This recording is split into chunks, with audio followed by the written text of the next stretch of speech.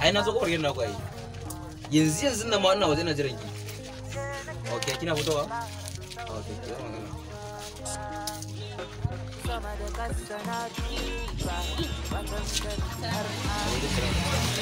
Kin san fitowar gidan.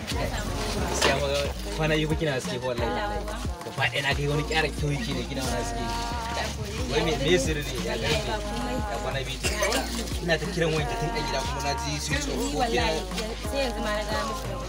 Ina ta kira na ji kuma su ta kun san gaba daya na higroni yayi na tudu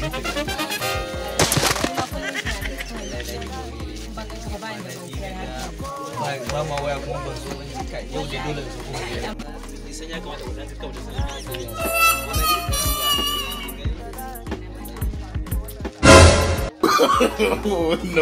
no ya gida wai na ga sai wani kyau kike kwana biyu ne sai wallahi dama kawai sai tsiran kwanciya hankali amma ina so in wata tambaya abun ya dade yana ci mun tuwa kware amma na rasa ganewa ya kamata yau in yi tambaya a bude mun guri wato har me ake cewa rutsiya yawwa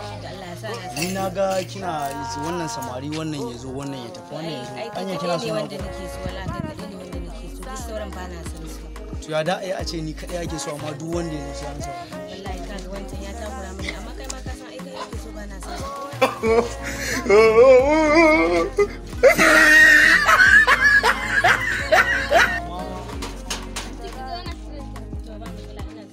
kiran ki aiki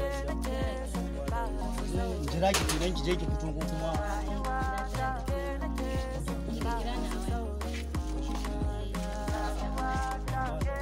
dai na so a ce na zo nan din ne to shi kenan to dan ban wayan ki ma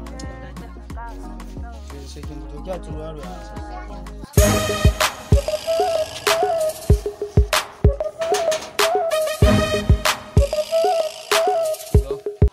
Aba malam kai hakuri mana kai wannan yazo ya wuce ni kaman da wata a ƙasa dama wai dai duba number yarinyan nan wayan yarinyan nan da wannan suna take sai ba wannan bogun nan tukunna da ga wani fa dan wahala wai dan wahala kuma bella gara ga wani yaro almajiri wannan shine wannan wanda ya tsaya a nan din to bari duba nan ba ta mu gani ko ni din ma ya aka samu kar aje ana ta cewa ana so na ni ina ta yaye baki kamar abun nan lamba ta ne wai Yakubu mai fitsarin kwance no kai wannan ba lamba ta bace a rada ina ga wani kaninta ne mai suna hakan bari in gani ai ina da lambar tawa akai wallahi ni ne inna lillahi wa inna ilaihi raji'un wannan yarinya ta gama da ni